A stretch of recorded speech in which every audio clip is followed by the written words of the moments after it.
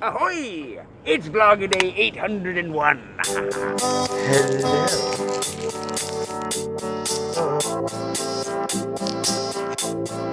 Good morning. For this Ratterly Wednesday, I'm going to be talking to you about my ever-evolving relationship with failure, my fear of failure, my acceptance of failure, and now my pursuit of failure, which is not technically true. I'm not actually pursuing failure, but kinda. But first, a handful of updates, including the fact that it is ridiculously chilly here in Paris, and I don't know why the weather has gone and taken the horrifying turn that it has. I'm going to go and talk with Richard today. Richard, if you don't know, Richard is Gustav's dad. He's also a publishing consultant. He's done a lot of stuff in the publishing world. He's a spreadsheet guru, just an all-around smart guy. We're gonna be spending some time over the next few weeks. I don't know exactly when we're gonna be sitting down, but today's gonna be our first day of just trying to plot out where do we go from here? We talked about this the other day, but as the vlog grows, as life continues to get crazy and interesting and having a lot of fun with it, how do I take what's happening around me immediately and kind of maximize what we're doing with it, and then off of that grow into, the next direction or the next thing? And not just for the sake of growing or changing, but because I have these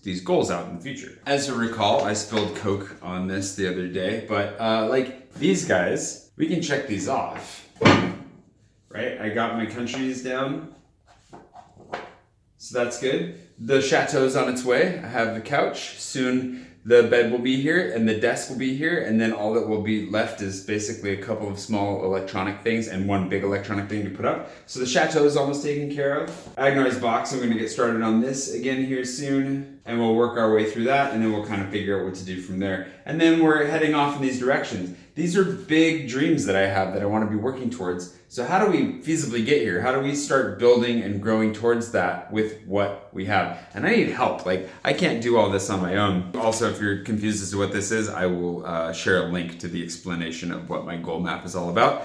But I need help to move forward from here. I've been doing all of this by myself for years. It's exhausting. I crashed really hard last week. It definitely went off of a cliff, just kind of pushing myself too hard. And I want to be spending more time writing. I want to be spending more time on the things that I'm deeply passionate about. I would like to be able to make some really cool and interesting vlogs. I can keep this one wheel spinning as hard as I can, but I'm not going to be able to grow it into having a production company and making short movies or full-length motion pictures or writing more books or whatever it is if I'm just focused solely on trying to keep my head above water, which is what it feels like sometimes. So that's a little bit what we're going to be talking about today. And as we kind of structure things and build it up, we'll definitely be sharing more with you as we go. But before I even do that, I need to open up my giant box of wine from Vendange and see what came.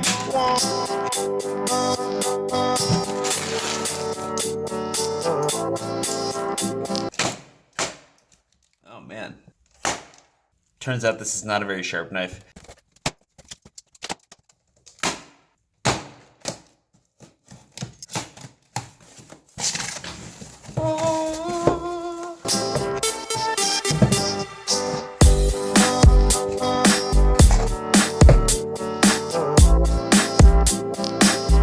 This is a 2016 red, and then the white is a 2017. Coteau de Margaux is the vineyard that we worked with during Vendange. So if you wanted to check these guys out while you're in France, highly recommended. But it looks like I'm set for wine for the foreseeable future. Anyway, speaking of liquids, I need coffee, clearly. I mean, look at me. I'm just... Oh, the couch, the sofa. Oh, yeah. I slept really well on this last night. I could have slept a little bit better, but that's just because I'm not doing great personally. Very firm mattress though, and solid, really impressive. I actually got into bed kind of expecting it to not be that nice. I was like, okay, so definitely firmer than what I've been sleeping on, but I'll get used to it pretty quickly. Also, the leg of that tripod is hanging precariously close to the edge. It's actually, I think, technically over the edge. Hasn't fallen off yet though, so that's good.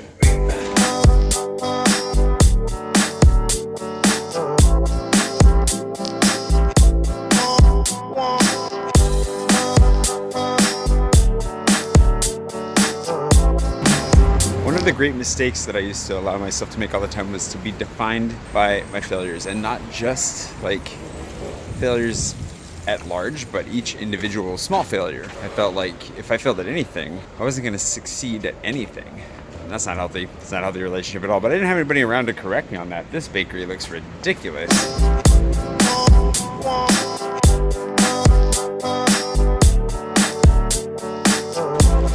Pullman. Never had their pastries before. Richard says he has coffee, so I'm bringing pastries and hoping that he has enough coffee for both of us because I'm ready for some coffee. Anyways, basically when I first got back from France, so I lived in France right out of college and I got back, I tried to make it in a number of different ways. Like I got a pretty good job at my alma mater, the university, which I really, really enjoyed, working with a guy that I also really enjoyed. But that all fell through as the recession hit, and the recession just kind of tore through everything for a while. So I tried a whole bunch of different things to try and keep my head above water. It didn't go very well.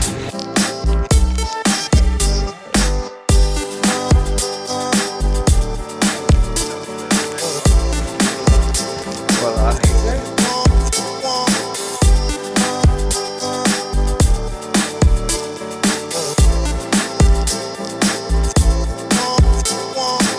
How's your first Candelaria experience? First bite. Good first bite? Very good. Can't believe I haven't been here before. I can't believe you haven't been here either. Criminal that I have not.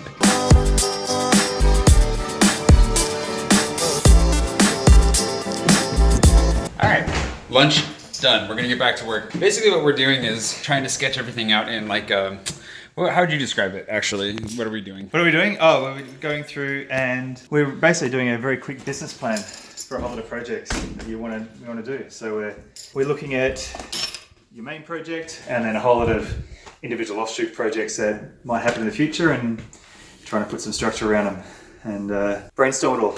See if we can actually come up with some schedule and a plan. That's basically what we're doing. Which is great. You just need a lot of brain food for it. Oh, it feels so good after those tacos. That was good. I'm waiting on Richard. Now he forgot something and had to go home and get it, and then we'll continue to walk. Basically, at this point, just trying to formalize a lot of things, specifically like business structures around the vlog, publishing other ideas, fleshing out the possibilities that are available that maybe we don't even know yet, just throwing everything against a wall and then trying to flesh the ideas out, see if they're viable, see where we could go with them. Just be thinking, and that way we can figure out roadmaps to where it is that I want to go. Like I said, with a production company or making movies down the line, how do we get there? What is the path that gets us there? What is the structure that gets us there? So Richard's helping me out with that, which has been really good. Good mental exercise. But it comes back to, I need to write more. I need to spend more time actually writing, which I have not been doing very well lately, so definitely need to get on top of that. There he is. Did you have it on you the whole time? Nope. Oh. Nope. I legitimately left it. But ultimately it's exciting because pursue the things that I want to pursue down the line. I mean, just in life in general at this point, I need help. I can't do it on my own. And so being able to sit down and talk about it and figure it out with somebody else who understands the publishing world and a lot of the things that we're discussing makes a huge difference. I'm really excited to see where we go from here.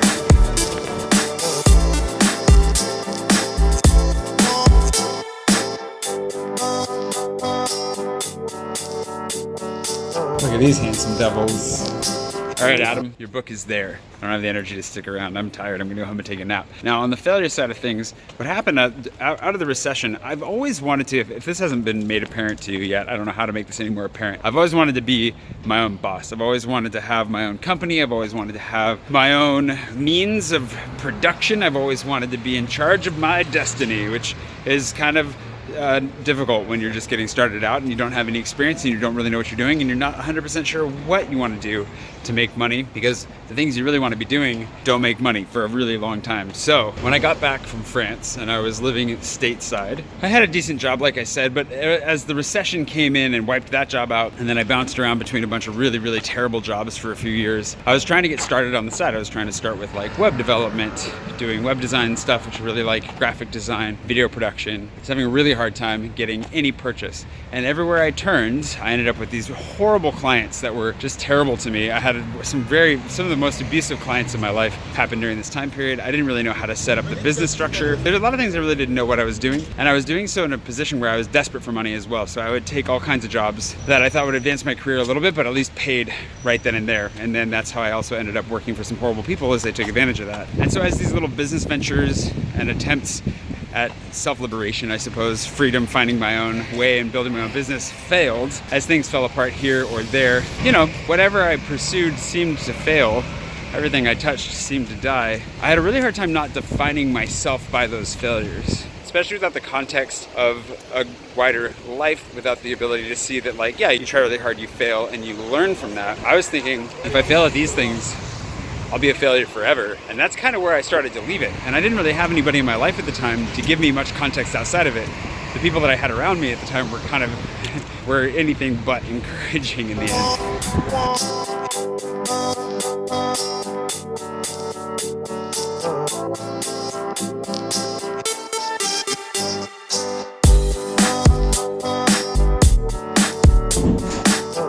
I just want to take a nap. So on the not nap side of things, with the failures, it took me until I actually was on the African Mercy. So when I joined Mercy Ships and I befriended Brian, who you met when we went down to Cannes, he's going to be making videos very soon. They better be producing those shortly. Brian had a very different take on failure and making attempts, iterating, trying again. And in talking with him and developing my friendship with him, it really helped me to overcome some of I really internalized a lot of my failures. It's like, okay, I tried this and failed, so I'm a failure there. I tried this and failed, I'm a failure there. And I wasn't giving myself the opportunity to learn and grow and come back and try again. And so developing my friendship with him and some other people along the way really helped me to see, oh man, like, of course I'm gonna suck when I get started. Like, I need to suck early, work hard, fail hard, and eventually I'm gonna start actually figuring out how to do this. And years have gone by and lots of attempts at writing books or making videos, doing YouTube. I've made a couple of other attempts at like starting companies of different kinds. As those things start to come together and as you start to figure it out more and more, like you build a trajectory on which you can really go somewhere, at least you hope. So now I just see failure as part of the iterative process of getting to wherever success might be. And success is just a long string of failures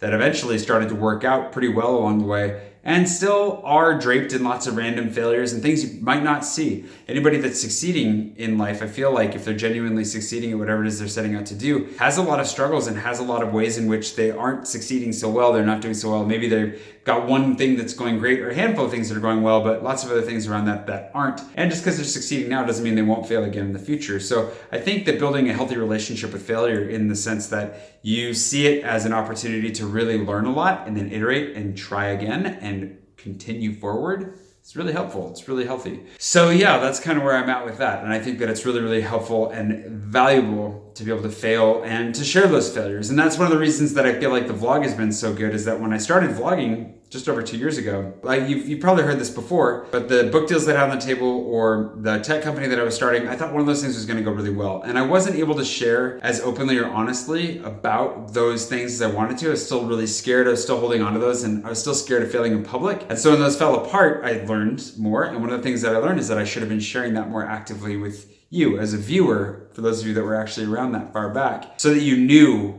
like what was really at stake and how much that failure really meant to me, but also could track with what I was learning and how I move forward. So that's one of the reasons now that I try to be that much more open and vulnerable and share my hopes and my dreams, my plans with you, is so that as they fail, as I change, as I grow, as I learn, and as we hopefully get closer to succeeding at something, we're on the same track together and you know what's going on. I think that those are really important things. And that's why I want to be sharing what Richard and I are doing, what Kate and I are doing, what's happening as we work to grow, whatever's happening with this, the vlog itself, and then also whatever comes with the books and why it is we're doing what we're doing, where it is we're hoping to go, and if it's working or not. And then we'll learn together and we'll figure it out. Anywho, I'm wiped. I think that's enough for today. I'm gonna leave it there and literally take like a 15-minute nap, which sounds like the most delicious thing in the world. If you enjoyed this, please do come back tomorrow for more wondrous goodness. But I've linked to a couple of videos in the information box up there. And then of course you'll see another video pop up. If you wanna grab one of those, if you haven't seen one, please do. It'd be good to share that with you. And I will see you bright and early tomorrow morning for yet more madness, craziness, insanity. And actually, maybe instead of madness or insanity, I'm gonna try and start writing tomorrow, because it's time to start revising Agnar's box hardcore and get it ready to release within this calendrical year, which is insane, but we're gonna do it. It has to happen. We gotta have it happen. All right, see you tomorrow morning.